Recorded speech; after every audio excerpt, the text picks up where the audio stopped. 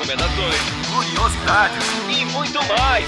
Está no ar mais um 30 Minutos, sua meia hora alucinógena de literatura.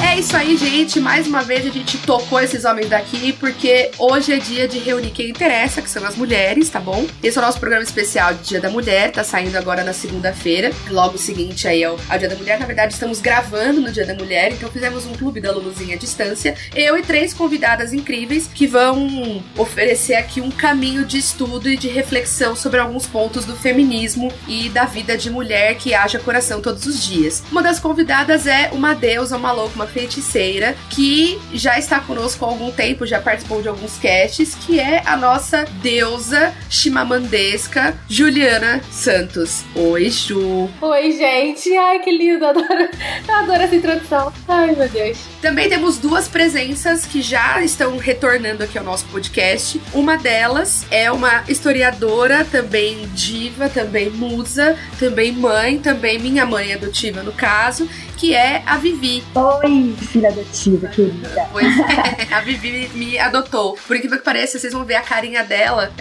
ela fica nessas de que poderia ser minha mãe, e assim, não parece, mas ela poderia mesmo. Não, eu poderia mesmo, isso é fato.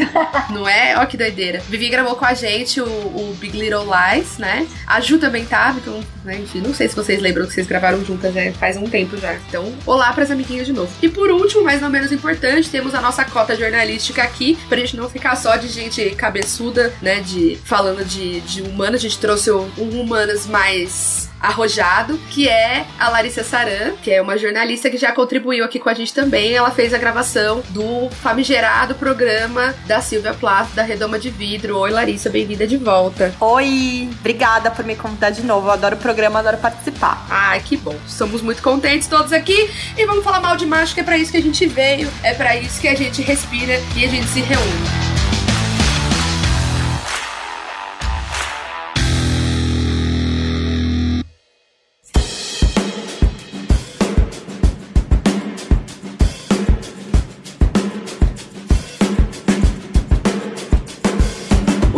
Que eu propus para nossa leitura esse ano do Dia da Mulher chama Os Homens Explicam Tudo para Mim. A autora é uma jornalista chamada Rebecca Solnit. E esse livro chegou até mim, vou contar rapidinho. Eu tava buscando, na verdade, esse ano, como abordar a pauta de uma maneira diferente do que a gente fez em outros momentos. Tava contando agora nos bastidores que a minha mãe, ela tá fazendo faculdade, é uma pessoa que reproduz bastante discurso bem machista, e aí ela tá fazendo uma disciplina que é Saúde da Mulher. Nessa disciplina, ela e o grupo dela são responsáveis por montar um seminário discutindo os cuidados de enfermagem, no cuidado e no atendimento com a vítima de violência, com a mulher vítima de violência. Então ela tá tendo que estudar pra caramba, né? Teve que se mergulhar nos dados mesmo. E aí ela começou a se aproximar do feminismo de uma forma diferente, através do concreto, né? Através de coisas que realmente acontecem, que são palpáveis. Mulher que morre, mulher que é estuprada, que é agredida, que precisa fugir, enfim. Essa realidade que a gente tá vendo tão intensamente, muito mais intensamente, infelizmente, nesse início de 2019. E aí foi então que eu pensei, qual seria um livro que daria pra gente, pelo menos, começar a se aproximar desse público? Tem tanto potencial pra rever a sua forma de pensar a feminilidade, o que é ser mulher, de forma que a gente consiga escapar dos clichês que existem em torno da mulher feminista. E então eu me deparei com esse livro aqui da Rebecca Solnit. Como eu disse, a Rebecca é uma jornalista.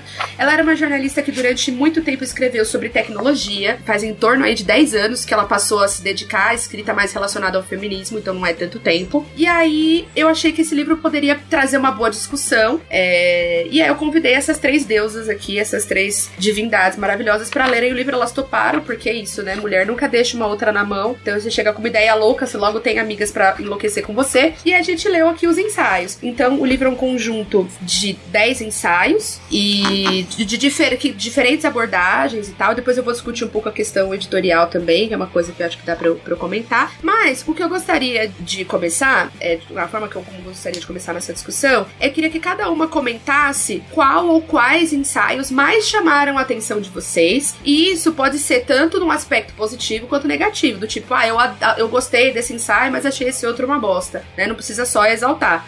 Então, queria que vocês começassem. Tem alguém que prefere começar? Eu queria começar porque, na verdade, de todos os ensaios, eu acho que o primeiro, é muito justo que o livro ganhe o título desse primeiro ensaio, que é Os Homens Explicam Tudo Pra Mim. Eu acho que ele é um retrato do que a Rebecca quer abordar, que é o silenciamento, né? Eu acho que o livro tem alguns problemas, depois a gente vai falar mais sobre isso, mas eu acho que essa história do silenciamento, ele fica muito claro nesse ensaio, que ela fala que ela foi numa festa com uma amiga, e daí uma pessoa, acho que era dona da festa até, com seu ar professoral e muito arrogante, ficou indicando, diz que ela precisa... Primeiro ele dá uma tirada nela e fala assim, você publicou uns livros aí, uns 2, né? E aí ela fala, na verdade foram tipo uns 7. E aí ele fala, puxa, sobre o que é? Mas ela percebeu que ele, na verdade, não tava muito interessado em ouvir o que ela tinha pra dizer, ele tava só interessado em falar.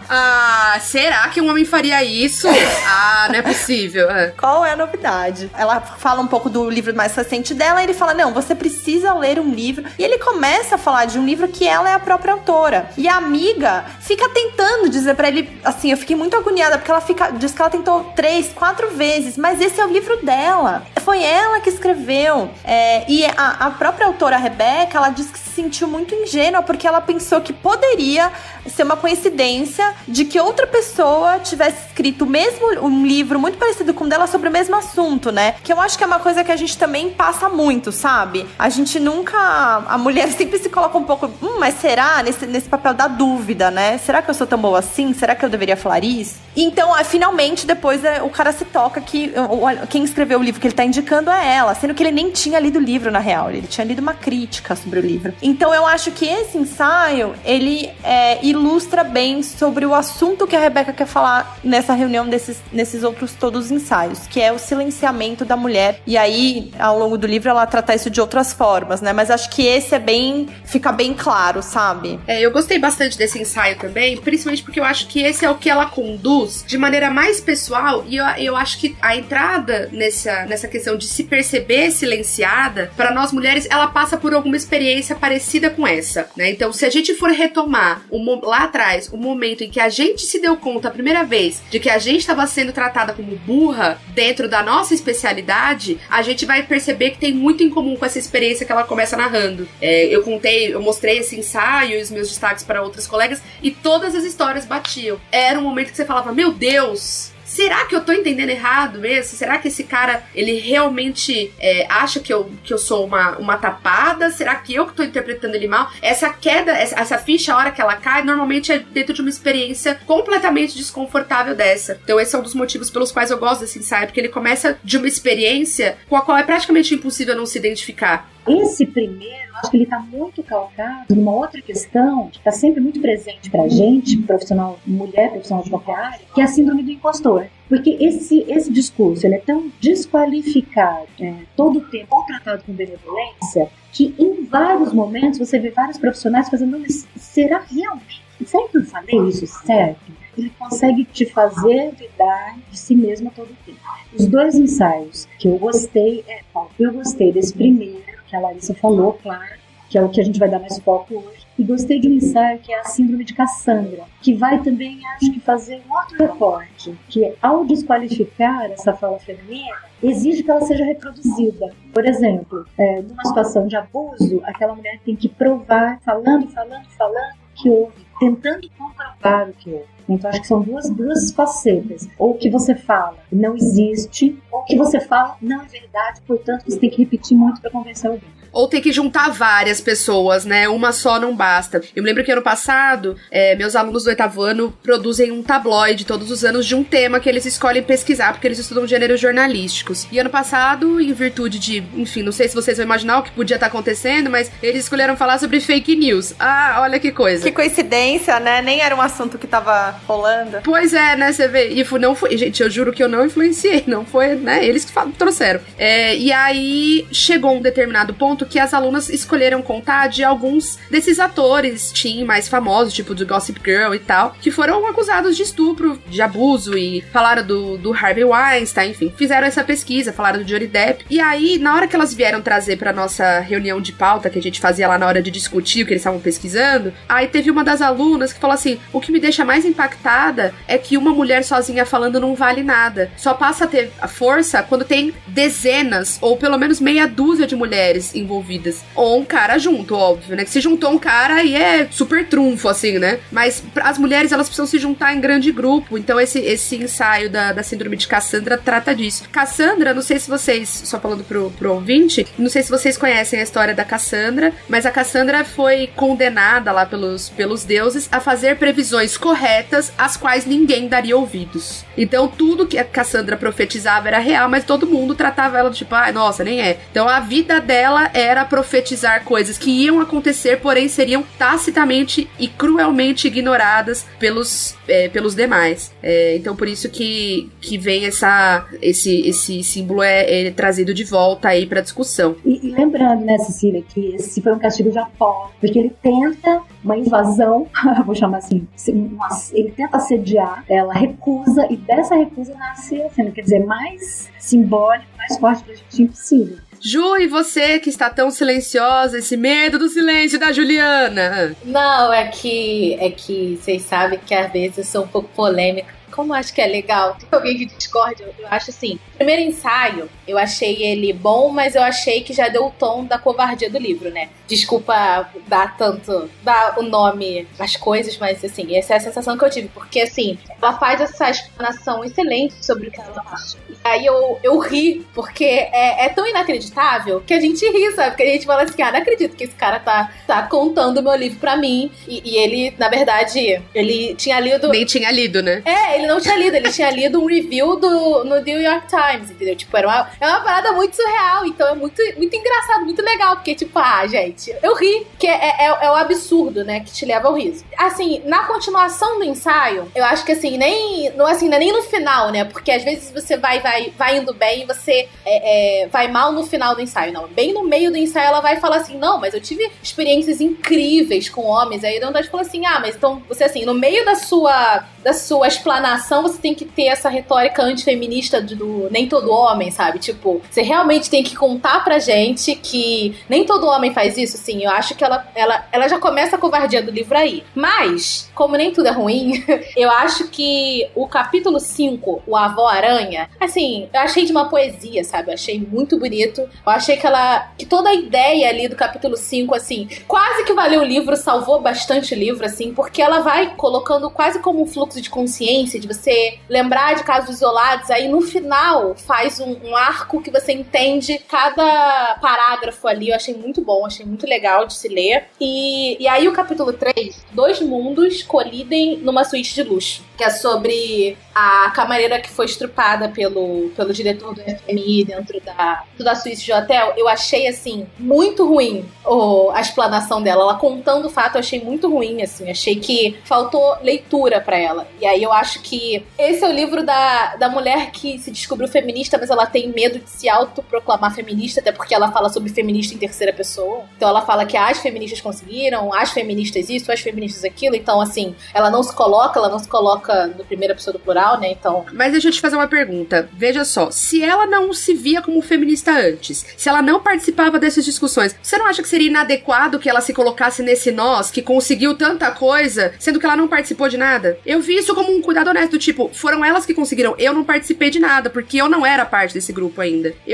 Foi a leitura que eu fiz. Então, mas a leitura que eu fiz foi, tipo assim, cara, ela é jornalista, sabe? Ela pode simplesmente ir na Amazon e comprar os livros tudo e descobrir o que é, entendeu? A sensação é sempre dela ter uma inexperiência que não se justifica porque ela vem de no meio em que ela tem a ferramenta pra saber mais. Eu acho que isso é uma das coisas mais interessantes, porque pensa em quantas mulheres mega escolarizadas que você conhece, que têm um comportamento feminista do tipo, trabalham, são independentes, e se têm filhas, incentivam suas filhas a ter um comportamento super livre e tal. E essas mulheres, elas não se reconhecem como feministas.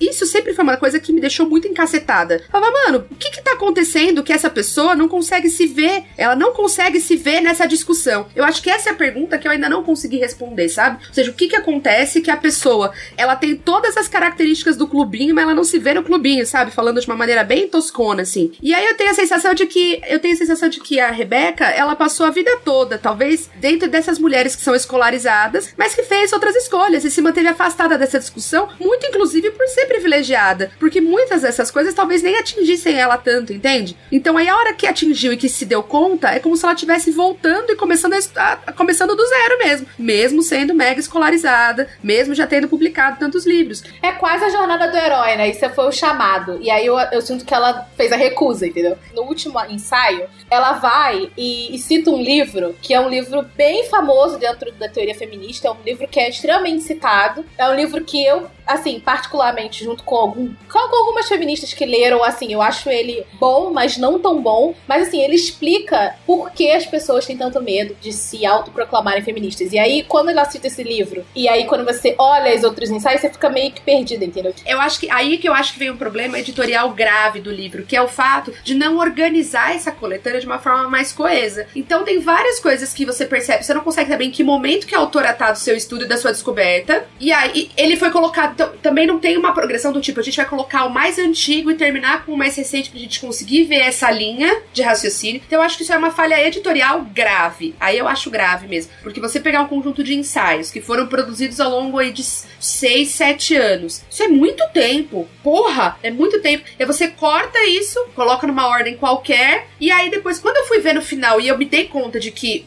por exemplo, a Avó Aranha, que tá lá no meio do livro, na verdade é um dos mais recentes, eu falei, cacete, mas quem que organizou isso aqui? Eu quero um pouco desse goró, porque tava bom, né? Eu quero essa alucinação, entendeu? Eu quero isso pra mim. O que eu comentei no começo com vocês, eu achei que ficou essa coisa misturada. Foi isso que eu já tinha te falado, Cecília. Eu concordo com você nesse sentido que, assim, editorialmente tem falhas, porque você não entende esse caminho, tanto intelectual como emocional. Em relação ao que a Ju falou, naquele momento em que ela fala, conheço sim homens legais, eu li como ironia.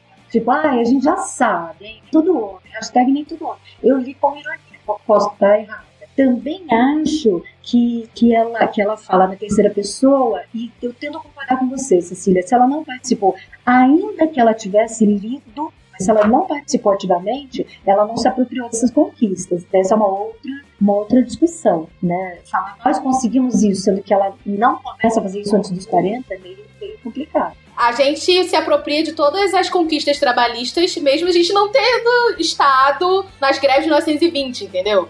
Entendeu o que eu tô falando? Tudo bem, mas aí como se você se referiria, por exemplo, ao sufrágio? Você falaria, nós conquistamos o sufrágio, as feministas sufragistas conquistaram o sufrágio. Isso pra mim faz muita diferença. Eu nunca disse, nós conquistamos. Eu nunca me referi a isso dessa forma. Porque por mais que eu seja feminista, eu não consegui o sufrágio. Mas assim, as feministas que vieram antes de mim... Sim, entendo. Entendeu? Assim, porque eu sou... como é que se fala? Eu estou aqui porque... isso também é uma coisa que a gente discute na teoria feminista, que é tipo assim, toda nova onda feminista parece que vem do nada, porque a gente não consegue reclamar a historicidade dessas mulheres, porque a gente deixa essas mulheres morrerem na história, assim, a gente não conhece o nome delas, a gente não cita elas, e aí toda nova onda feminista é como se, por que essas malucas estão aí reclamando de novo? Porque elas não são gente. Sendo que há 100 anos atrás tinha outras mulheres falando a mesma coisa. E aí o tempo todo, porque as feministas, não, sabe? Isso não faz sentido. Então o movimento trabalhador, o movimento trabalhista de hoje não tem nenhuma conexão porque ele não tava lá em 1920. Eu entendo a insegurança dela, mas eu não consigo engolir a insegurança dela porque ela é uma mulher de classe média que ela poderia ter feito melhor, ela poderia ter lido melhor. Cobrar de quem é devido. Eu queria trazer um pouco uma outra perspectiva, me colocando um pouco no lugar da Rebecca como jornalista, que era um ensaio, né? A gente tem que sempre lembrar que quando ela escreveu esses textos, ela não estava escrevendo um livro, ela estava escrevendo escrevendo um ensaio que foi publicado em algum lugar, né? E aí eu acho que precisa pensar em algumas coisas, do tipo, em que momento que essa jornalista estava na hora que ela escreveu esse texto. É claro que ela tem a responsabilidade de trazer tudo que ela podia ali pro texto, todas as informações, mas eu acho que primeiro a gente tem que pensar no espaço que ela tinha. Eu acho que a gente tem que pensar também numa questão que eu não acho que esse livro se propõe a trazer um grande aprofundamento, sabe? Por mais que tenham alguns erros, que eu acho que a Ju pode até comentar melhor do que eu, sobre os erros de narrativa mesmo, ou até de, por exemplo, ela escrever um ensaio, não mencionar que a mulher de quem ela estava falando era uma mulher negra. Eu acho que ele é um texto muito jornalístico no sentido de que ele apresenta os dados, ele apresenta uma história, ele apresenta alguma coisa. Eu não acho que, me colocando no lugar da Rebeca, que aqui ela se propõe a aprofundar. Então eu não acho que ela teria nem espaço, nem era essa proposta de trazer um grande aprofundamento. E outro ponto, essa história do medo de se dizer feminista. A gente aqui na Lamparina, a gente é uma plataforma de conteúdo para mulheres, e a nossa proposta aqui é sempre trazer conteúdos que acolham as mulheres, principalmente aquelas que já são feministas e não sabem, porque a gente acha que não, mas é um número enorme de mulheres, né? Acho que a Ceci comentou, tipo, aquela mulher que já tem um discurso, que ela cria a filha dela pra ser livre, com uma independência e tudo mais, mas ela tem medo. A gente tem muito medo. Eu já senti muito medo, gente, hoje eu digo que eu sou feminista, com todas as letras, com todas as forças, mas eu trabalhando com isso, eu sou jornalista, eu trabalhei na Marie Claire, que é um veículo feminista, há muito tempo, e eu já tive receio de dizer que eu sou feminista, sabe? E eu acho que às vezes é muito complicado a gente ficar julgando a outra mulher por que ela não se disse feminista. Eu acho que a proposta do livro é exatamente o momento que a Rebeca escreveu esses textos, que é o de acolhimento, que é o de trazer pra mais perto. É claro que ela tem obrigação sempre de trazer as informações corretas e de se colocar num papel ali. Poxa, ela publicou um livro, ela tem também todo o acesso, ela é uma super privilegiada. Eu concordo com tudo isso, mas eu acho que às vezes a gente também tem que se colocar um pouco no lugar da mulher, dessa história do acolhimento mesmo, porque o que a gente recebe de mensagem aqui, de meninas que falam assim: eu não fui no seu evento porque eu não achei que eu era feminista o suficiente. Eu já recebi mensagem desse tipo, e isso acaba comigo aqui, porque eu não quero que a pessoa não venha num encontro que eu promova com outras mulheres porque ela se sente menos feminista do que eu. Eu quero que ela venha e que ela aprenda e que ela entenda, que ela se aprofunde e que ela vá além. Então, fazendo só um pouco um contraponto, eu me coloquei também um pouco no lugar da Rebeca, dessa história de espaço, de tempo e de como ela estava vivendo isso, em que ano isso foi escrito, porque às vezes pra gente tá muito claro, porque a gente vive hoje num momento que as coisas estão muito mais claras, mas talvez na época que ela escreveu não estivesse assim tão claro pra ela, sabe? E aí ela ficou um pouco receosa. Eu entendo a questão do receio, do medo de se autotitular feminista, com certeza. Mas eu só vou falar que, assim, só vou dar um exemplo do texto, que às vezes ela é rasa e existe perigo em ser rasa no que ela escreve, porque ela coloca assim: a violência não tem raça, nem classe, nem religião, nem nacionalidade, mas tem gênero. Não, isso ela errou. Ela quis tentar fazer uma frase de efeito que deu completamente errado. Eu concordo, acho que é muito equivocada essa frase, eu concordo com você, de verdade mesmo, tá muito equivocada, porque a gente sabe que isso não é verdade. E existe sim um perigo muito grande. É a pessoa que se agarra num discurso criança esperança, assim, né? Não, gata, desculpa, não é, ó. É que da onde você mora, provavelmente não dá pra ver, mas desculpa, né? Ser negro é mais difícil, ser pobre é mais difícil, ser negro, pobre e mulher é o triplo mais difícil, entendeu? Ser negro, pobre, mulher e sapatão é mais difícil ainda, vai ficando mais difícil, entendeu? Vídeo aqui, Marielle, por exemplo, entendeu? Que era bissexual antes que as pessoas comecem a falar na minha orelha.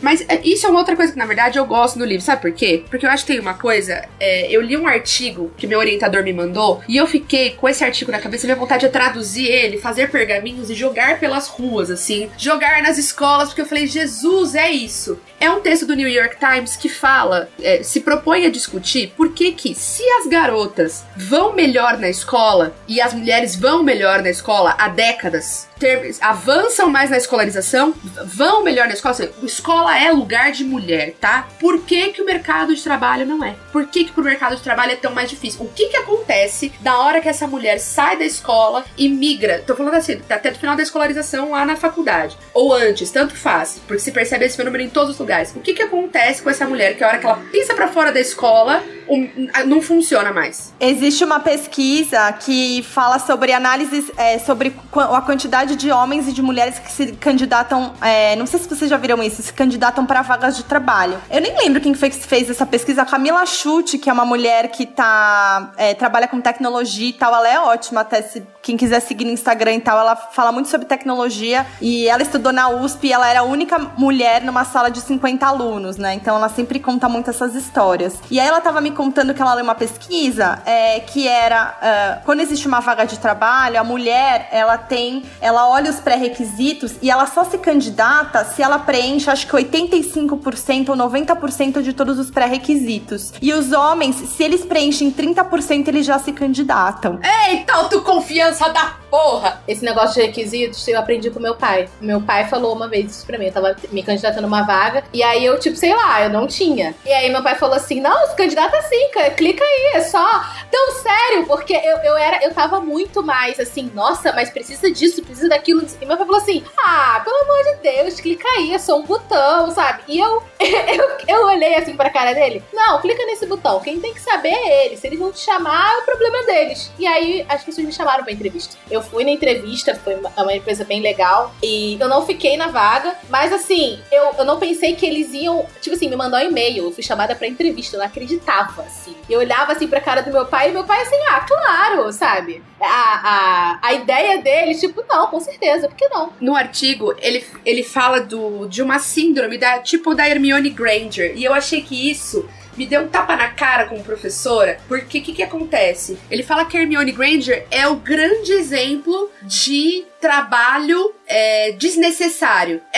Ele cita um pedaço do livro do Harry Potter, eu falei, cacete, que merda. Que ela fala que o professor pediu, 2 pergaminhos sobre um assunto, e ela escreve 5, manja. E aí, ela tira a mesma nota que outras pessoas que fizeram 2, entende? Porque não tem muito pra onde subir. E aí ele fala assim, entre acima de 8,5, 9 até 10, a diferença que tem é a vida que você tá levando, entendeu? Então, na verdade, é como se a escola, de muitas formas, incentivasse esse perfeccionismo absoluto das mulheres e fosse muito mais condescendente com os caras. Isso incentiva uma puta autoconfiança. E aí ele vai tratar disso. E aquilo pra mim, eu falei assim, gente, que loucura. E isso é verdade, porque a gente fica nessa onda o tempo todo. A gente só vai se candidatar, ou só vai entregar um trabalho, ou só vai, dentro de uma empresa, tentar assumir uma posição mais elevada, às vezes, do tipo aqueles programas que são abertos pra, quem quer assumir a gerência e tal. Só vai se candidatar se você acha que você tá próxima da perfeição. Então a escola educa as garotas dessa forma. Existe uma responsabilidade no ensino, assim. E aí ele discute algumas coisas, mas ele faz sem culpabilizar o professor, entende? Ele faz muito mais uma análise psicológica e social. Eu achei muito interessante. Porque aquilo me fez ver que tipo de aluna eu fui também. Porque eu era a Hermione Granger. Eu era a pessoa que, o professor pediu um trabalho de 5 páginas, menos de 15 eu nem entrego, entendeu? Eu sempre fui assim. Chama síndrome da boa aluna isso, né? Que é você, por ser mulher, você sempre acha que você tem que fazer mais. Isso vai sendo construído e na escola isso é reforçado o tempo inteiro. É isso que você falou. Você era essa menina. É só a gente lembrar de como a gente era na escola e de como eram os meninos da nossa sala, né? As meninas sempre vão melhor do que os meninos. E não é porque a gente é mais inteligente do que eles, mas é porque a gente sempre é cobrada a chegar a essa história da perfeição. Você tem que ser a boa aluna, você tem que ser bonitinha, você tem que entregar, você tem que ser perfeita o tempo inteiro. E a hora que chega no mercado de trabalho, vem a síndrome da impostora e assim, sem contar as outras coisas, do tipo, não contrata mulher porque mulher engravida. Gente, cansei de ouvir isso. Mas se até o presidente pode falar isso, né, quer dizer. Pois imagina o resto, né? Uma série de outras coisas, acho que a questão da maternidade também acho que é um ponto que impacta muito na hora de contratação. Muito mesmo, mais até às vezes do que a gente pode imaginar. Então, por isso que eu tava perguntando pra vocês essa questão do discurso, que discurso que tava baseando isso, né? O discurso religioso, o discurso científico, que como vocês colocaram bem, a escola reforça isso mesmo. E ela tá achando que tá fazendo o serviço dela, porque ainda tá cheio aí de um discurso pseudocientífico, positivista, que acha que estou fazendo aspinhas com a mão.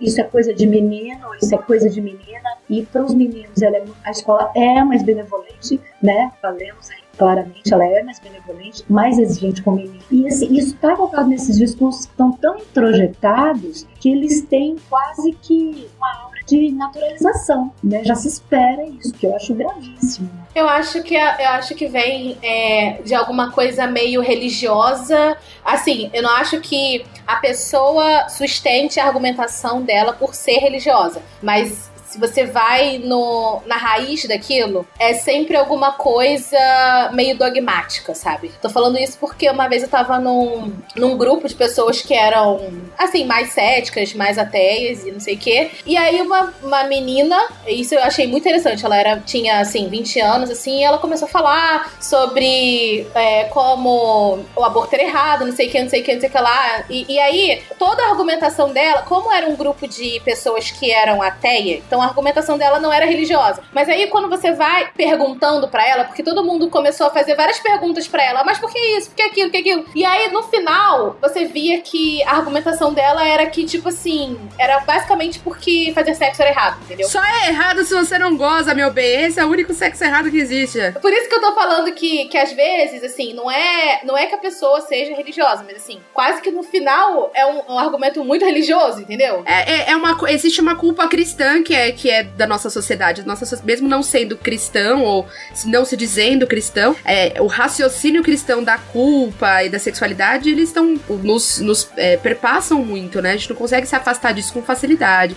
Só fechando assim, eu já ouvi coisas tipo assim, você tem que ir trabalhando, seu filho precisa de você. Tipo, e aí eu não acreditei, né? Porque eu disse assim, mas o filho dela não precisa de comida também, sei lá, de roupa, sabe? É que no caso, tendo dito que o filho é meu, e aí eu meio que decido, assim, acho que é meio isso, não sei dizer.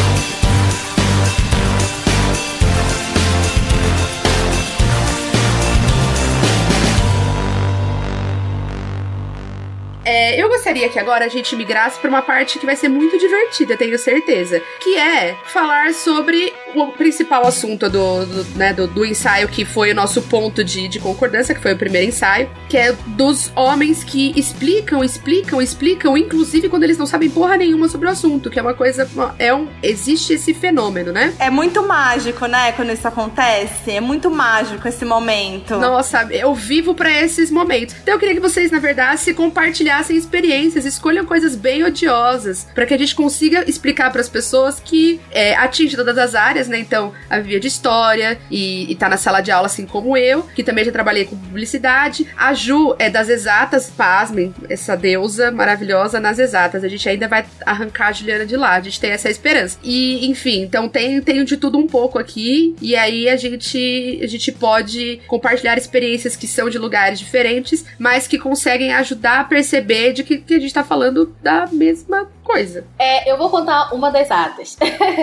Mas eu trabalhei num laboratório, né, fazendo iniciação científica, e assim, eu era IC, então eu era a carne mais barata do mercado. Mas assim, foi uma experiência muito legal, assim, porque a minha orientadora era uma mulher, então, né, só que ela pediu pra eu fazer um ensaio de nitrogênio, que quem fez sabe que é muito chato. É nitrogênio total para um pós-doutorado. Só que assim, não querendo ser muito, muito convencida, é que assim, eu dominei muito aquele ensaio, porque eu fazia muitas vezes, então eu sabia fazer aquilo muito bem. Mas foi o esforço de fazer o tempo todo, eu fazia muito bem, sabe? Eu vou me dar esse crédito, eu fazia aquele ensaio muito bem, tanto é que Exato, faz bem, que é isso aí, tem que falar mesmo. Você deve se dar esse crédito. A gente faz isso o tempo todo, a gente fica se desculpando por falar que a gente sabe fazer um negócio bem, gente. Vamos parar com isso. E aí, no final, tanto é que depois uma menina também falou assim, você aprendeu a fazer isso, graças a Deus, você que vai me ajudar. Mas enfim. E aí ela pediu pra eu fazer a análise de água desse moço. E aí Veja o desdém na palavra moço. Já amei. Não, porque, tipo assim, ele era um pós-doc, ele sabia do que ele tava falando também, mas só que ele chegou pra mim e falou assim, caraca, hein? Aquele ensaio de nitrogênio ficou muito bom. Mas a cara dele, tipo assim, ele tava incrédulo que tinha ficado bom. E aí eu... Que gentil! Nunca imaginei que você ia conseguir, só falta dizer isso, né? Mas era isso que ele tava falando. Tipo assim, assim, cara, ficou muito bom. Porque aí ele me contou, e é isso que eu achei assim, eu achei que até aí eu achava só que ele tava sendo sem noção e eu tava rindo por dentro. Só que aí depois ele falou assim, porque eu tinha a série histórica desse ponto do oceano, ele monitorava o oceano, essa parte, né? Eu tenho a série histórica, então eu sei quando o ensaio tá muito fora da série histórica. Eu sei quando tem uma coisa muito errada ali, estatisticamente. E aí eu fiz assim, então... Ui, que foda que ele é, vamos aplaudir. Ai, não, eu fiquei pensando assim, então, tipo assim, você me deu uma amostra pra saber se eu sabia, sabe? Tipo, sabe? Isso daqui era um teste, entendeu? Sabe? Eu achei que, sabe?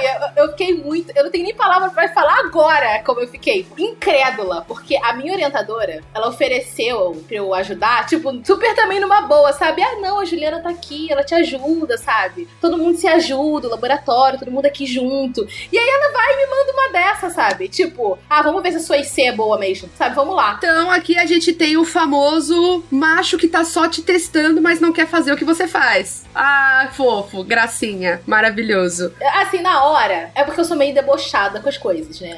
Juliana, debochada. Não acredito. E aí, na hora, eu ri, assim, tipo assim, eu tava assim, eu deixei ele falar, porque não existe resposta boa pra isso. Isso é uma coisa que às vezes a gente fica quieto. E às vezes é bom ficar quieto, porque assim, não existe resposta, não tenho que responder depois eu tenho a série histórica disso, sei lá, eu tenho... Porque assim, você tem o dado de 50 anos daquilo, aquilo ali foi um teste. Era aquela pessoa que realmente não achava que você tinha capacidade. Então tá bom, que eu vou tirar um cochilo, a hora que você terminar de falar sobre essa série histórica, você me dá um cutucão que eu acordo, tá, querida? E também nunca mais fiz nada pra ele. Maravilhosa. Ai, gente, olha, são inúmeras as histórias, mas eu vivi uma bem recente. Eu fui viajar no carnaval e aí um amigo meu, ele adora vir conversar comigo sobre feminismo, que eu acho bom, porque é uma oportunidade... Mas no carnaval? Vai tomar no cu, porra. Não, gente, ele sempre faz isso. Ele é um grande amigo meu, fui madrinha de casamento dele, mas assim, é difícil. E aí ele veio com um papo no feriado, dizendo que ele tinha... Vem assim, uma coisa bem aleatória, né? Então, porque eu vi um estudo que diz que as mulheres estão no auge delas aos 20 anos. E os homens estão no auge deles aos 50 anos. Aí eu respirei muito fundo e falei... Que estudo conveniente.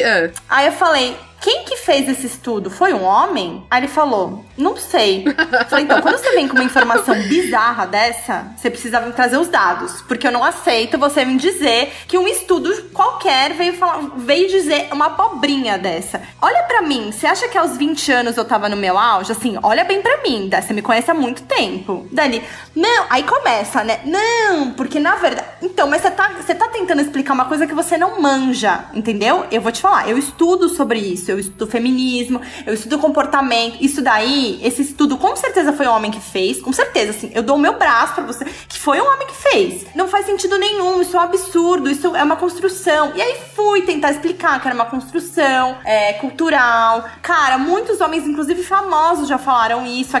Aquele stand-up comedy na net, que tá na Netflix. Ela fala um pouco sobre isso, explicando pro cara e tal. E ele veio dizendo que não, que era um estudo. Eu falei, tá, então você, por favor, você encontra esse estudo, você me mande o estudo, porque eu quero ler. Adivinha se ele me mandou, pessoal? Não mandou. Por quê? Ele não achou, Lari. Calma, não é isso. E aí, o que me irrita, o que me tira do sério é a pessoa querer explicar uma coisa que ela não entende.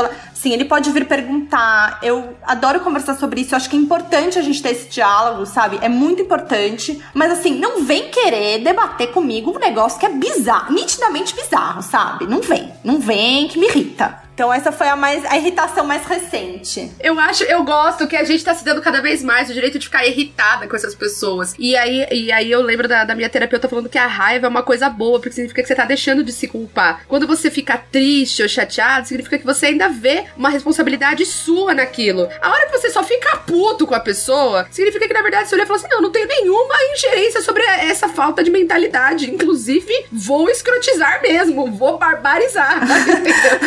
Nossa, mas sabe por quê? O que eu acho que o que mais me tira do sério é bem essa história da pessoa querer te explicar uma coisa que ela não sabe, ela não estuda, ela não se aprofunda. Então puxa ali um novelinho igual o dono da festa, que é a Rebecca Solnit, foi: você escreve livros, não é mesmo? Sobre o quê? E a pessoa nem quer ouvir o que você tem pra responder, ela apenas quer dizer que o estudo disse que o auge das mulheres aos 20 anos. O que é isso? Não vem com essa pra cima de mim, que não vou perdoar, não perdoo mais. E vem com uma falsa premissa de que quer discutir o assunto com você também. Isso acontece muito, né? Não, sabe o que é? Eu queria te fazer uma pergunta. E aí, na verdade, você percebe que o cara só gosta muito de ouvir a própria voz, entendeu? E aí você fala: não, esse cara não quer me fazer uma pergunta, ele tá querendo tirar uma onda com a minha cara, assim. E eu acho que tem esse lance de testar também, sabe? Deixa eu testar aqui e ver se ela sabe do que ela tá falando. Porque aí, a hora que você começa a argumentar, ele fala assim: mas aonde você leu isso? Mas aonde você viu isso? Da mesma maneira que eu questionei qual estudo era esse, sabe?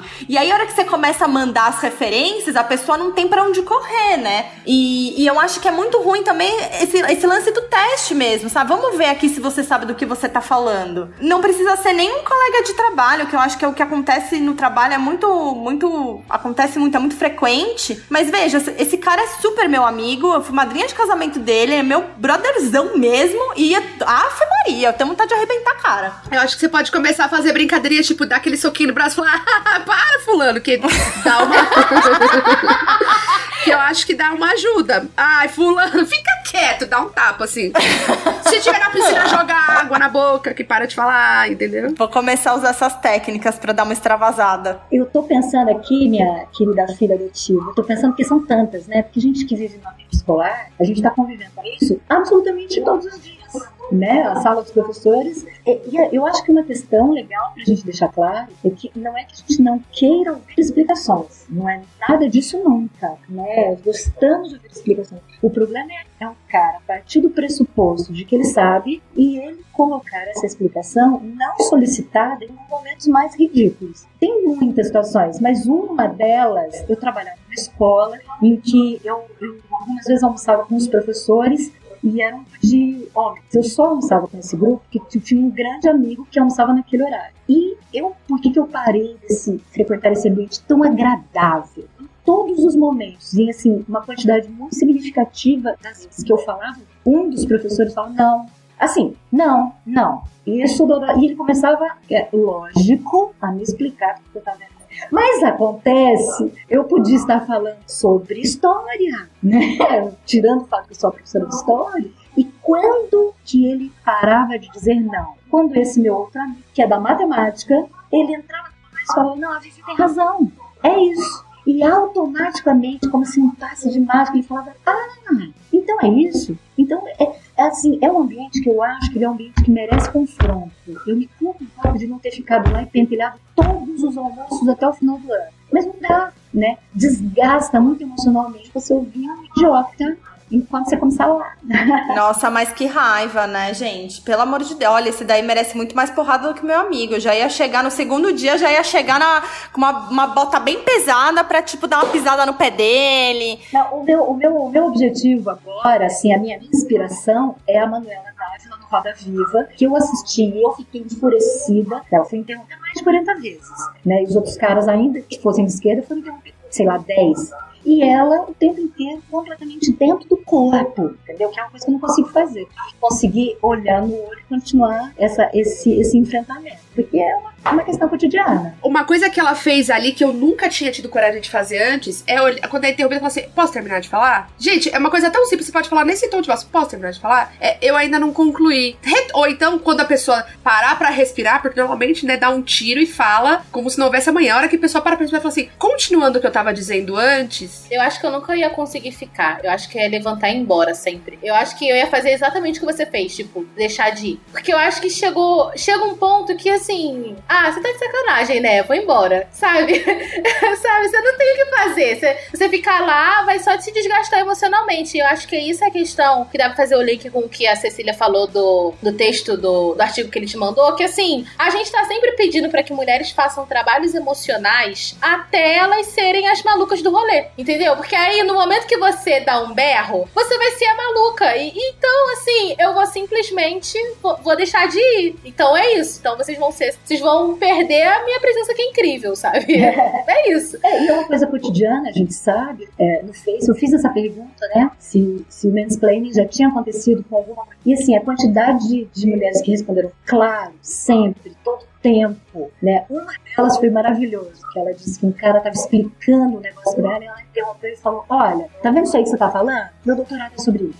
Eu acho, inclusive, chique. Nossa, achei de um refinamento. Falei, desculpa, meu doutorado. A hora que você fala a palavra doutorado, ela é cheia de sílaba, cheia de vogal, né? Uma coisa alta, forte. Acho chiquérrimo. Gente, agora eu tenho que contar pra vocês o meu colega de trabalho. Vocês estão preparados? Imaginem logo eu, né? Quer dizer, teve uma situação que foi um colega muito legal que deu uma pisada na bola. E aí eu me sinto meio mal porque eu conto essa história. Eu nunca tive coragem de abordar ele pra falar: meu querido, você fez uma cagada tão grande, você não é assim, não faça mais isso. Olha o que aconteceu. Eu tinha acabado de dar uma aula sobre poesia numa sala do 7º ano, falando de métrica, verso e algumas. Iniciei figuras de linguagem. E uma das figuras de linguagem mais básicas que a gente fala é a literação, que é a repetição de consoantes pra dar efeito na leitura. Ótimo. Uma coisa muito simples, tá? Tanto que é uma aula de 7º ano. Você não precisa ser formado em letras pra saber. Mas eu sou. Então, e aí, não precisa ser, mas no caso sendo, né? E aí a gente tava conversando na hora do almoço e falando sobre como músicas que tocam na escola em momentos de festa deixam a gente exausto. A gente ouve aquilo e depois fala assim, meu Deus, é uma música que eu gostava tanto, eu não tô podendo ouvir um acorde mais. Porque aquilo te suga a alma, assim, né? E aí eu falei, nossa, tinha uma música do Zé Cabaleiro que eu gostava muito e os alunos dançaram e eu falei que eu precisei ficar, tipo, 1 ano sem escutar, porque eu ouvia e já me dava aquele arrepio, assim.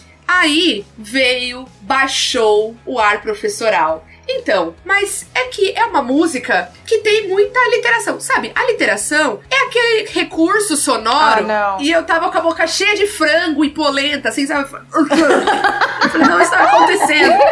Aí eu virei e fiz assim, porque essa é uma técnica que eu adotei quando eu tô com energia. Quando a pessoa começa a me explicar uma coisa, eu fico fazendo de conta que eu não sei pra ver o quanto a pessoa acha que eu sou burra. Vocês já fizeram isso? Se não fizeram, façam. É uma experiência antropológica. Aí você vem fazer, porque tem tal música. E ficou dando uma palestra, dando vários exemplos de aliteração. Tem uma música do Chico Buarque, era a música que eu tinha passado na aula. Tem uma música do Chico Buarque, Ode aos Ratos, e que ele faz, é mesmo? O Chico? Mas de quando que é essa música?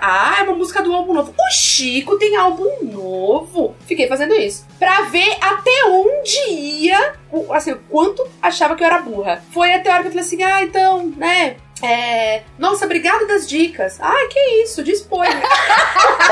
Ai, meu Deus. E agora nós estamos rindo da cara dele, né? Olha, assim, passando vergonha no crédito, no débito.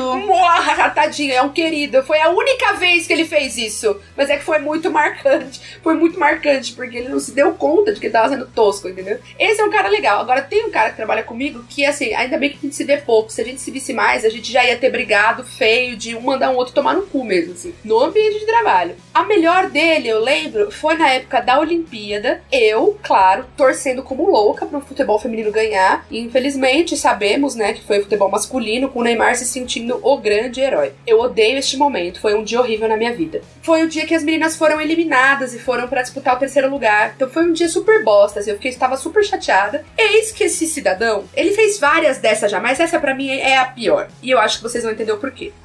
Falei, nossa, que bosta, vocês viram? As meninas perderam, foram eliminadas. Puta, vamos disputar 3º lugar de novo. Mordó, nananã. Também? Mas elas não sabem chutar a bola? Aí eu virei e falei assim, você tá dizendo... Aí eu saí, Manuela Dávila teria que me conter. Falei, Cecília, não. Mas, infelizmente, eu estava completamente rodando já. Falei, você tá querendo dizer que a Marta não sabe chutar bola? Quem sabe é você. Quem sabe é você chutar bola, né? Você que sabe. Pelo amor de Deus, elas chutam 20 bolas, nenhuma vai no gol. Eu falei assim, você tá ficando louco? Não é vergonha de falar isso? Você fala esse tipo de coisa da quantidade de chute que futebol masculino desperdiça? Por isso que a Marta foi eleita apenas 6 vezes a melhor do mundo, né? E assim, não tinha um ali no time do Brasil no masculino. Não, e aí eu falei assim, viu, você faz esse tipo de comentário sobre masculino?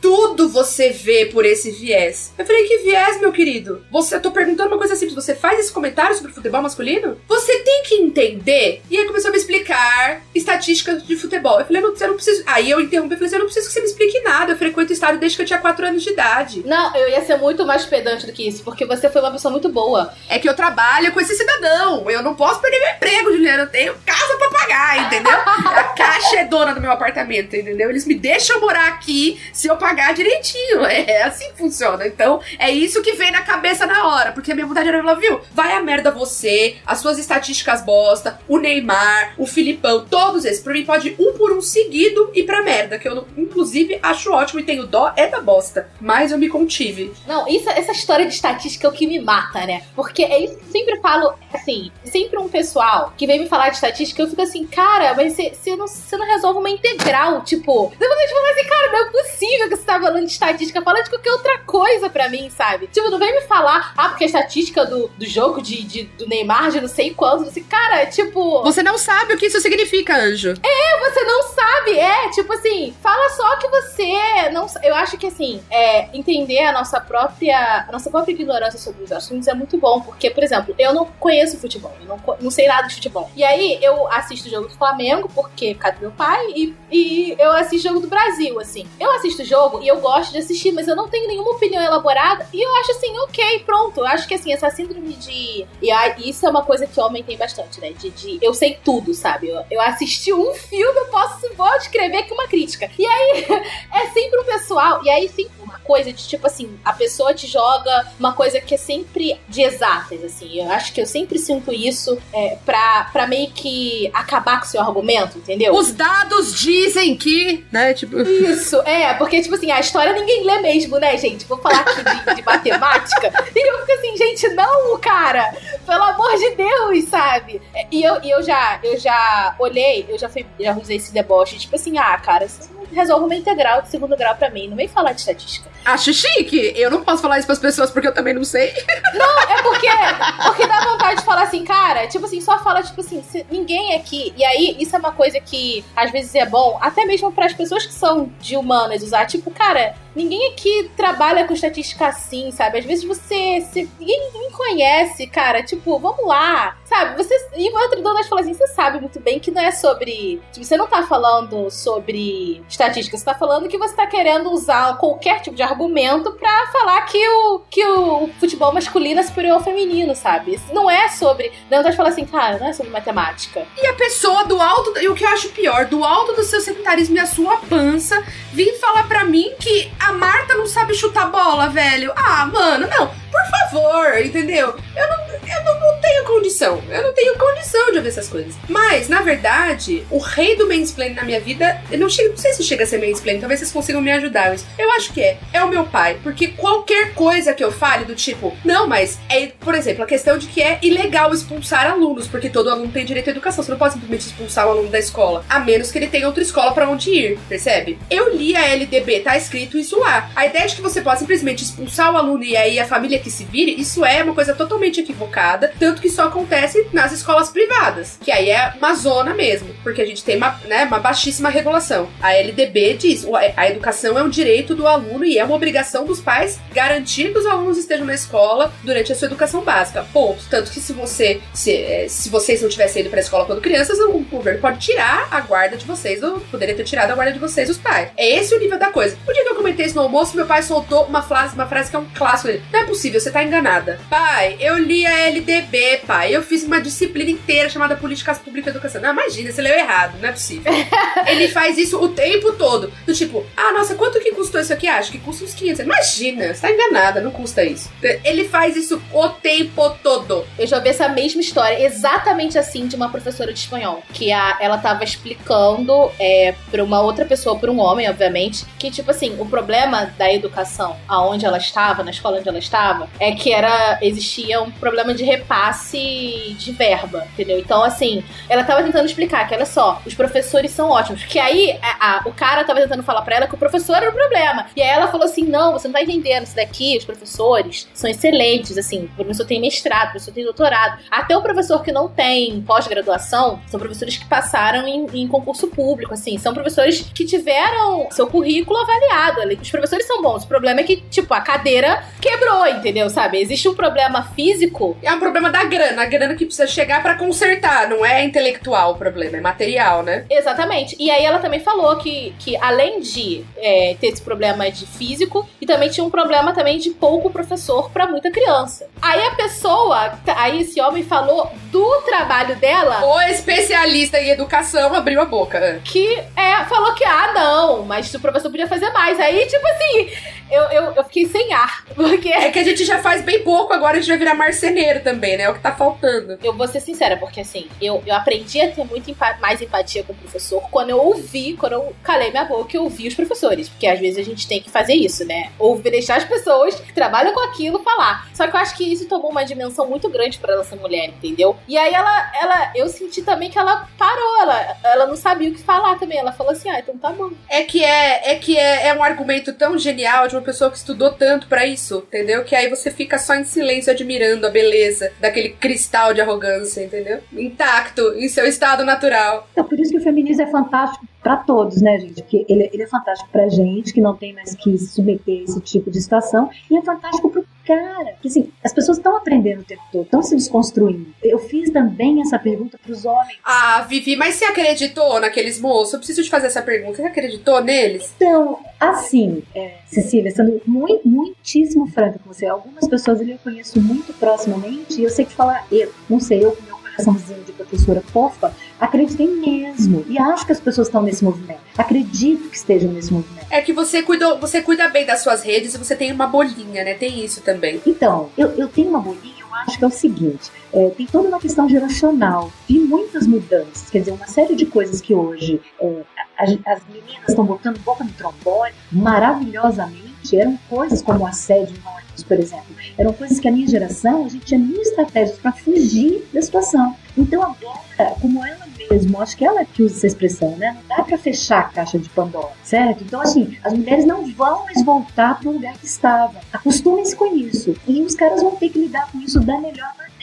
Eles não têm outra escolha, né? Essa é a questão. Uma série de coisas que hoje aparecem e a menina cata o cara pelo pescoço e fala: o que você tá fazendo, seu idiota? Eram, infelizmente, coisas que a gente tinha que vivenciar e tinha que escapulir. Então eu acho maravilhoso, né? Agora, diz que, né, que aprendam a ser gente. Eu acho que dicas que a gente pode dar pra mulheres que vivem essa situação é que não deixem ela passar dentro da sua possibilidade. Então, dentro do que você conseguir responder, porque a gente sabe que cada um tem o seu limite psicológico, social, enfim, né? A gente tem situações que a gente, às vezes, fica impossibilitado mesmo. Como eu disse, né? Às vezes a gente não diz tudo o que pensa porque precisa trabalhar. A gente não diz tudo o que pensa porque não quer brigar no almoço da família. Isso é legítimo também. Mas, à medida do que você conseguir, faça essas pequenas intervenções, sabe?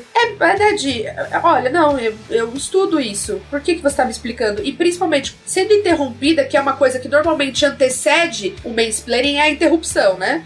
Então, mas deixa eu terminar de te contar e assim por diante. Faça do tipo, eu tava falando. Não, deixa eu concluir o que eu tava falando, você me interrompeu. Acho que são frases importantes pra gente aprender a dizer que a gente não é ensinada na nossa vida, sabe? A gente não é ensinada a falar, viu? Não, é a minha hora de falar. Ou eles aprendem ou eles vão continuar passando essa vergonha aí. Quando eu vejo as minhas alunas fazendo, eu fico com vontade de ir apertar as bochechinhas dela. Porque ela chega e fala assim: fulano, eu tava falando e você me interrompeu, tipo. Aí o cara fica: ai, nossa, foi mal. Foi mal mesmo, agora deixa eu terminar. Aí eu falo: lindo.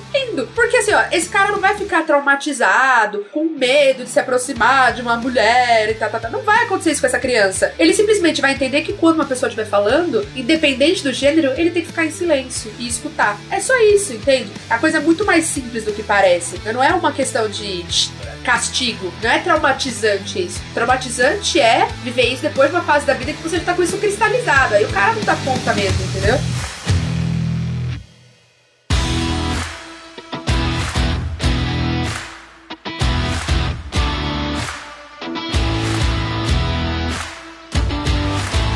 Anjas e fadas sensatas, para nos encaminharmos ao fim deste lindo programa maravilhoso especial de Dia das Mulheres, em que compartilhamos tanto, eu gostaria que vocês indicassem outras leituras que conseguiriam contribuir para essa aproximação com o feminismo e que estivessem, de repente, aí dentro dessas temáticas que estão sendo muito discutidas esse ano. Os relacionamentos abusivos, que muitas vezes, infelizmente, resultam em feminicídios, os esclarecimentos mais teóricos e históricos. Eu vou trazer algumas contribuições literárias aqui também, e eu queria ouvir de vocês o que vocês indicariam pro ouvinte. Vou começar com a Ju, que tem até álbum da Beyoncé pra indicar pra gente, é isso, Ju? Ai, gente, tô com vergonha. Ai, fica quieta, Juliana! Sabe por quê? Porque toda vez que eu venho aqui, eu tenho uma lista pra indicar. Então, parece só maluca da indicação, mas eu vou fazer... É mesmo, é por isso que a gente te chama. Tendo dito isso, atenda nossas expectativas. Então, eu tenho 10 coisas pra indicar, não são todos livros, tá?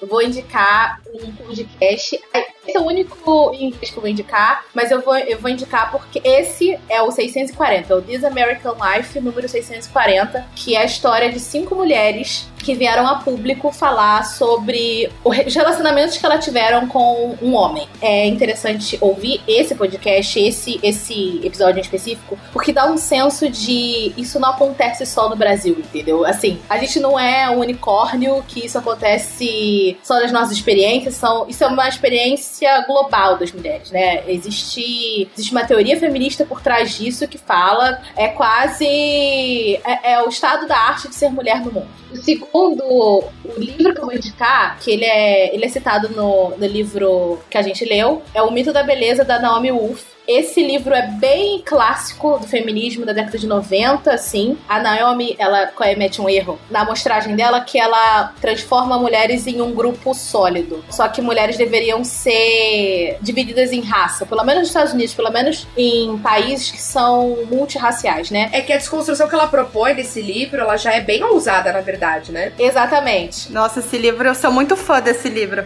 Adoro esse livro também. Já xeroquei alguns fragmentos e fiz um quebra-cabeção e cheguei a trabalhar com alunas, inclusive. É muito bom mesmo. E eu acho que, assim, a Naomi tem uma coisa do jornalista, né? Porque jornalista, quando escreve, eu já me vi concordando com gente de direita, gente. Porque a pessoa tava escrevendo tão bem. Nossa, olha, você se contraria, Juliana. Porque, há regras. Assim, eu acho que jornalista tem isso, sabe? Às vezes ele vai te levando que eu fico assim, caraca, meu Deus, como essa mulher escreve bem. E aí esse é a questão toda com todos os jornalistas que eu encontro, assim. A pessoa vai escrevendo, fala assim, ai, tá tudo certo, isso aí. Mas enfim. E aí tem o TED Talks da maravilhosa Chimamanda.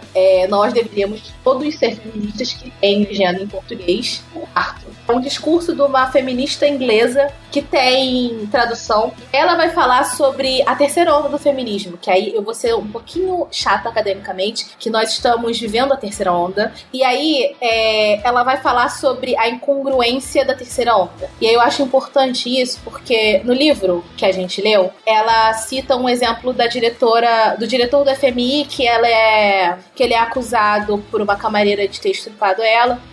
Todos os jornais depois falam que ela é prostituta. E, ao mesmo tempo, existia uma marcha das vadias no Canadá, porque um policial falou pra uma mulher que foi estuprada que ela estava se vestindo muito provocativamente, assim. Então, ela nesse vídeo eu acho que o vídeo tem 5 minutos, ela vai falando sobre a incongruência de se autoproclamar vadia em um mundo em que uma camareira que foi chamada de vadia teve toda a sua acusação transformada em nada por causa disso, entendeu? Então o privilégio de se auto-intitular vadia, na verdade, né? Exatamente, a impossibilidade. Você só pode não sofrer as consequências disso dentro de um contexto muito específico, né? Exatamente. De muito privilégio. Exatamente. E aí eu vou falar sobre o livro, uma dica, já tô em outra, porque senão eu vou falar muito, é muito chato.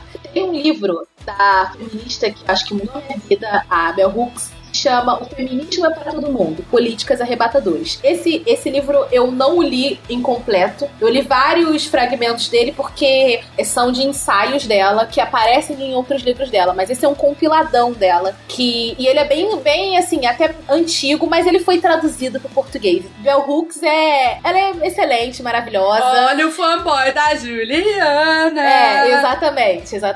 Eu sou não sem defeitos. E aí tem um álbum da Beyoncé, o Lemonade, que eu também vou indicar, essa é a próxima indicação, já tô indo pra próxima. Que ele é um álbum, eu acho que as pessoas, como é uma coisa mais gostosa de se fazer do que ler um livro, assim, acho que é mais palatável, acho que é bom ouvir o álbum e ler a crítica que a Bell Hooks fez ao Lemonade. E aí eu vou falar uma coisa assim, eu amo Bell Hooks e eu amo Beyoncé, mas a Bell Hooks destrói o álbum. Ela vai desconstruindo o que o álbum é e vai te fazendo pensar o que tá acontecendo, porque é uma crítica muito poderosa, ela foi traduzida, vou deixar o link também, pelas blogueiras negras, e eu acho interessante, assim, é quase um exercício de se perguntar até que ponto uma cantora pop, com a força, com a popularidade que a Beyoncé tem, ela está nos empoderando coletivamente. Eu estou ouvindo isso de uma fã da Beyoncé. Então, a gente não pode achar que a gente pode ter... a gente não pode consumir a cultura de forma acrítica. Eu acho que essa crítica da Bell Hooks me faz pensar que talvez a gente tem que refletir sobre o que a gente assiste. E só pra que as pessoas saibam, a Bell Hooks uma vez chamou a Beyoncé de terrorista, imageticamente, assim. O que eu indiquei foi um texto que está traduzido, eu vou deixar o link na postagem. E aí, eu vou indicar 3 podcasts agora. 2 é do lado do Rio, um é o 59, é sobre alienação parental, e é com uma mãe. Eu acho que o feminismo materno é uma coisa que a gente não ouve muito, mas esse é com uma ativista que fala sobre uma situação que ela passou, sobre alienação parental, sobre como às vezes isso está sendo usado contra as mães que pedem as guardas dos seus filhos. Eu acho que a gente deveria ouvir um pouco mais as mulheres. Eu vou indicar o lado B do Rio, número 93, que acabou de sair, que é com a escritora do Samba Enredo da Mangueira desse ano. É uma entrevista com ela. E por último, gente, falei muito, mas desculpa, mas eu vou falar. Eu vou me autorreferenciar, porque tem 30 minutos que eu amo. Porque eu amo, eu acho que é pelo biscoito que eu recebi. Porque todo mundo vem falar desse podcast com muito carinho, que é o 181, que é sobre estereótipo. E aí todo mundo que vem falar, ama esse podcast, ama esse episódio. Então, eu vou deixá-lo também como referência pra vocês ouvirem. Foi o primeiro que você participou, não foi, Ju? Ou o primeiro foi dos masculinos, eu não me lembro agora. Eu acho que o primeiro foi... O Sol é para Todos? É. O primeiro foi o Sol é para Todos. Já deixa o seu beijo. Beijo. Foi incrível. Amei vocês. Maravilhosa, Ju. É maravilhoso quando você topa, porque você topa a discussão de verdade. E é por isso que a gente segue te chamando, porque você é mega comprometida com a reflexão mesmo. Muito legal ter você aqui. Até a próxima. Eu vou começar com uma indicação acadêmica e vou terminar com uma meio pop. A acadêmica é uma historiadora francesa maravilhosa, que se chama Michelle Perrault. Nos anos 90, ela tá, assim, a gente lia muito ela aqui, bacana, chamada Os Excluídos da História. E ela vai trabalhar com prisioneiros e vai trabalhar com mulheres. O capítulo sobre mulheres e colocando mulheres como objeto na história é fantástico. E tem um toquezinho para vocês, que quando ela começou a estudar, ela disse numa palestra aqui no Brasil, em que quando ela começou a estudar esse objeto, os professores diziam: mas Michelle, você é tão boa aluna, por que você vai estudar perfumaria? Eu estudar mulheres, era estudar perfumaria. Tem uma outra acadêmica, uma indicação, que é o Espelho do Mundo, da professora aqui da Unicamp, Maria Cristina Cunha, que vai falar sobre as pessoas na Belle Époque que eram excluídas da sociedade para ir para o Juqueri, os loucos. E as mulheres que eram tidas como loucas pela ciência londrosiana da época, eram mulheres que ou gostavam de sexo, por exemplo, ou viajavam vestidas de homem, queriam ter filhos, coisas que eram consideradas provas de degenerescência. Bom, as outras dicas que eu vou dar são 2 podcasts que eu gosto muito. O Maria Vai com as Outras e o podcast Feito por Elas, que são excelentes. Uma dicasinha que eu acho até pop, né, que eu tenho lido e tenho gostado muito, que é a Margaret Atwood, aquela autora canadense, né, que escreveu os contos da Anne e Vulgo Grace. Os livros são, vocês sabem, maravilhosos. E para quem gosta de uma sériezinha como eu, pode assistir as duas. Foram muito bem adaptadas e acho que é uma boa uma boa opção para ver o que se pode esperar de uma sociedade que quer silenciar mulher. E é isso, gente. Obrigada, amei participar aqui com vocês. Um beijo. Muito obrigada, Vivi, por ter trazido tantas contribuições diferentes. Eu usei a Michelle Perrault quando eu fiz a minha monografia de Jane Austen. Na época, meu orientador falava: ai, não, mas não precisa usar todo esse arcabouço teórico só pra falar da Jane Austen. Era uma coisa meio do tipo... Falei, ok, já que você disse que não precisa, estou colocando. Beijos, né? Tipo, já que não, então sim. Lari, por favor, nos enriqueça com todas as suas dicas maravilhosas. Vamos lá, eu queria indicar um livro de uma autora argentina, ela chama Selva Almada. Ela esteve na Flip o ano passado e ela participou de uma mesa incrível com a Djamila Ribeiro. Eu acho que tá até disponível esse vídeo no site da Flip. Como era uma das mesas principais, eu acho que eles deixaram ali salvo o vídeo. Se não tiver o vídeo, tem pelo menos o áudio. E ela escreveu um livro que chama Garotas Mortas. Esse livro eu acho que foi publicado em 2014, mas chegou no Brasil, acho que o ano passado, quando ela veio pra Flip mesmo. E ela é um livro de jornalismo, tem uma pegada de jornalismo literário. E ela conta 3 histórias de feminicídio que aconteceram na Argentina na década de 80, quando o feminicídio nem era chamado de feminicídio. E são casos que nunca foram solucionados. E ela vai investigar um pouco esses casos. Eu acho que o tema da violência contra a mulher precisa ser conversado, debatido, investigado. A gente acabou de sair uma pesquisa, né, hoje no dia 8 de março, que o número de feminicídios aumentou, e isso que a gente não tem, assim, todas as denúncias, né, são poucas as mulheres que ainda denunciam,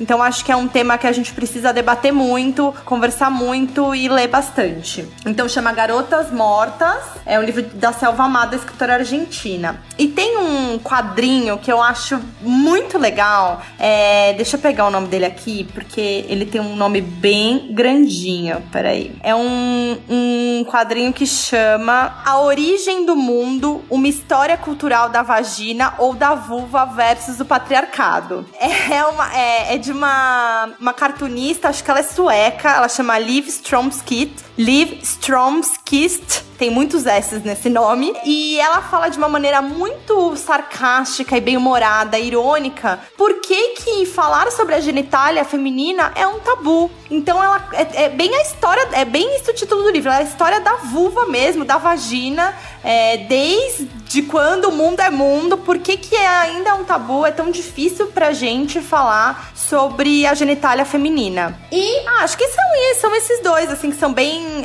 fáceis, pops, e são bem gostosos. Eu acho que pra quem quer se aprofundar, entender mais sobre feminismo, sobre a figura da mulher nessa sociedade tão machista, acho que são 2 obras bem, bem legais. Lari, quer fazer o seu jabá? Falar um pouquinho da Lamparina pro ouvinte? Super, quero muito fazer. A Lamparina, gente, é uma plataforma de conteúdo pra mulher. A gente fala sobre feminismo e sobre todos os assuntos que interessam a mulher contemporânea, sempre por meio de dicas de livro, de filmes e até de drinks, porque a gente não é boba nem nada e o Brasil obriga a gente a beber. Então, sigam a Lamparina, a gente tá no Instagram, tem conteúdo todo dia, no @lamparinaweb, e a gente também tem uma plataforma que tem entrevistas com mulheres de todas as áreas, mulheres do Brasil, mulheres do mundo, que chama lamparinascope.com. É só acessar, também tá sempre atualizado. Vai ser um prazer receber todo mundo lá. Muito obrigada mais uma vez, Lari, pelas suas contribuições, pela reflexão e pela disponibilidade de encaixar esse livro aí no meio da sua rotina de leitura, que é super intensa, né? Eu vejo o quanto que você tá sempre articulada aí com leitura e com essa reflexão, com essa preocupação de ir aprendendo cada vez mais para refinar esse conteúdo e oferecer coisas diferentes pro público feminino. Então, muito obrigada mais uma vez. Obrigada a vocês, agradeço super o convite. Sempre que quiser bater um papo, só me chamar. Maravilha, com certeza. Eu quero finalizar, pessoal, indicando 2 livros. Um deles se chama Mulheres e Poder, um Manifesto. São 2 ou 3 palestras de uma historiadora que também tem especialização em literatura da antiguidade, que é a Mary Beard. A Mary Beard, ela vai trazer nesses manifestos que estão reunidos neste livro, nessas palestras, desculpa, ela vai trazendo o que tem na nossa sociedade de silenciamento, de formas de controle da mulher, que são herança lá da literatura da antiguidade. Então ela vai trazendo esses argumentos falando de silenciamento. Ela falava muitas coisas, eu tava comentando com os garotos ontem, inclusive, que a gente gravou, sobre a questão, por exemplo, da voz. Vocês já devem ter ouvido em algum momento da vida de vocês que a voz era muito estridente, que dava risada de um jeito X. Isso é uma coisa pela qual a gente é muito julgada, e ela vai trazer exemplo lá da Grécia Antiga, de elementos e dados e documentos, e também de história e de registros mitológicos, que vão mostrar que essa é mais uma não é só a democracia que a gente herdou da antiguidade, sabe? Tem outras coisinhas mais, assim, né?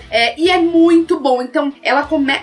Eu não esqueço do primeiro, porque ela começa, e eu fiquei pasma, porque ela começa dando um exemplo da Odisseia, e eu já tinha lido a Odisseia, e passou batido. Puta sacanagem. O Telêmaco, que é filho do Ulisses e da Penélope. Então, a Penélope, primeiro que ela tá lá pra se fuder na Odisseia, né? De ponta a ponta, ela tá lá pra se fuder. Mas tem uma hora, ela recorta, uma hora que o Telêmaco, que é um bostinha, tipo, quem é Telêmaco, entendeu? Ele não vai ser rei, não vai ser nada, ele é um cocôzinho ainda, e ele manda a mãe calar a boca na frente de todo mundo, porque ela tava querendo escolher a música que ia tocar, e aquilo segue com naturalidade. E eu fiquei passada, falei, cacete, eu li isso e não percebi. E ela vai trazendo outros gregos, principalmente gregos, mas também alguns romanos, que vão tratar, assim, dos castigos que são impostos às mulheres. E ela vai colocando como isso chega hoje. E ela aí vai fazer da Medusa, da Filomena, que teve a língua cortada, e aí vai chegar, vai falar da Hillary Clinton, vai falar da Dilma, e aí ela vai fazer essa coisa, tipo,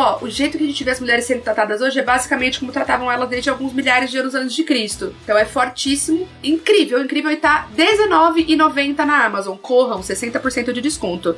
A outra, eu vou ter que fazer a rica. Eu tenho a versão da Kozak, tá? Tudo bom, meninas? Vocês não, infelizmente, tá? É um conjunto de ensaios da Virginia Woolf, que chama Um Teto Todo Seu. O ensaio que dá nome a essa coletânea, nesse ensaio, a Virginia Woolf, que ela publicou em 1929, ela vai falar da importância da independência financeira para a mulher. E ela vai falar que a mulher precisa de um teto todo seu e um X de dinheiro por ano, né? E aí ela vai fazer a discussão da importância dessa emancipação via trabalho e dinheiro. Tipo, não, a mulher não vai se emancipar só podendo escolher com quem ela casa, que foi a grande vitória do século XIX, né? Que a mulher começasse a vencer o casamento por interesse e arranjado. Mas aí ela dá um passo lá e fala assim, não, mas isso ainda não é o suficiente, porque enquanto a gente não tiver acúmulo de dinheiro, a gente ainda não vai chegar lá. Enquanto a gente não tiver uma casa pra ser nossa, pra falar, essa casa é minha, né? Ela não é do meu marido e minha por consequência, essa casa é minha, isso também não vai acontecer. Então é um ensaio fantástico, e tem tantos outros também. Da Virginia Woolf também tem um da Pocket, da LPM Pocket, que é Profissões para Mulheres e Outros Artigos Feministas, em que tem um conjunto de algumas falas públicas que ela fez, e de novo ela vai trabalhar com a questão da escrita como um dos primeiros trabalhos. Ela vai falar uma coisa que é cruel, fala, olha, as mulheres só fizeram sucesso como escritoras, né, pensando numa profissão que a mulher ocupou como escolha, não falando das classes mais baixas em que a mulher trabalhava como sobrevivência, mas a profissão como escolha surge na escrita porque a industrialização tornou o papel barato. Então é um hobbyzinho que a mulher pode ter, porque ele não faz mal pra ninguém, ele é inofensivo. E aí tem uma subversão que pode acontecer dali, né? Então são ensaios fantásticos, eu sou muito fã da Virginia Woolf, já falei várias vezes isso em outros podcasts, e esses eu recomendo, porque além da qualidade literária de cair o cu da bunda, porque se você quer aprender o que é um ensaio, meu bem, é isso, tá? Então senta lá, lê, nunca mais escreve nada, fica caído, chorando, falando, meu Deus do céu. Então, além dessa qualidade literária incrível, ela tem uma clareza de raciocínio e da visão e da lógica que são muito legais, assim, muito inspiradoras mesmo. E o mais legal é que a Virginia Woolf, ela não vem de um relacionamento abusivo, pelo contrário, Leonard Woolf foi um cara que ele começou com o sonho dele ser publicado. Quando ele se deu conta de que ele estava casado com a Virginia Woolf, aí ele simplesmente tirou o pé e ele deixou que ela assumisse esse lugar de estrelato, assim, né? A gente tá falando falando de coisas, né, de início do século XX ali, então a gente tá falando de um cara que teve um mínimo de decência ali que muitos não têm até hoje. Minha última indicação é uma HQ também, é uma graphic novel, da Penélope Baudier, eu acho que se pronuncia, e chama Uma Morte Horrível. É muito engraçada, tem um plot twist fantástico no final. É um livro que tá baratinho também, dá pra encontrar por 20 e poucos a 30 e poucos reais. E vai contar a história de uma moça que se envolve num relacionamento com um escritor. Sabe aquelas almas sensíveis torturadas? É um escritor esquerdomacho. E ele é desempregado, grosseiro, porque ele tá procurando, sabe? Enfim, a inspiração, lá, enfim. E aí acontece que tem um segredo na história desse cara. E ela dá uma super virada no final. E é apenas maravilhoso. Nesse mundo dos quadrinhos, assim, tem muita gente muito legal. Então a Penélope Baudier, que é uma francesa figurona. Tem uma outra francesa, que é a Margot Motin, que também tem uma vasta produção, bem feminista, e tratando dos problemas da mulher contemporâneos, mas bem contemporâneos ao mesmo. Então são autoras que eu recomendo. E é aquilo, né? A gente fez um leque gigantesco de indicações, então não existe mais desculpa. A partir de agora você pode começar desde um quadrinho, enquanto ouvindo o álbum da Beyoncé, até um livro cabeção da Bell Hooks, até uma palestra da Chimamanda. Tem opção pra você ir se aproximando do feminismo. E é claro, se quiser, dá pra começar pelos Homens Explicam Tudo Pra Mim. Tem algumas coisas muito legais que a Rebecca Solnit conseguiu, a partir da experiência dela, trazer pra gente. Não sem errar, porque sem errar a gente não faz nada nessa vida, não é verdade? Importante reconhecer a cagada. Meninas, muito obrigada mais uma vez pelas colaborações de vocês. Espero que tenha sido tão legal pra vocês quanto foi pra gente. E até uma próxima. Valeu!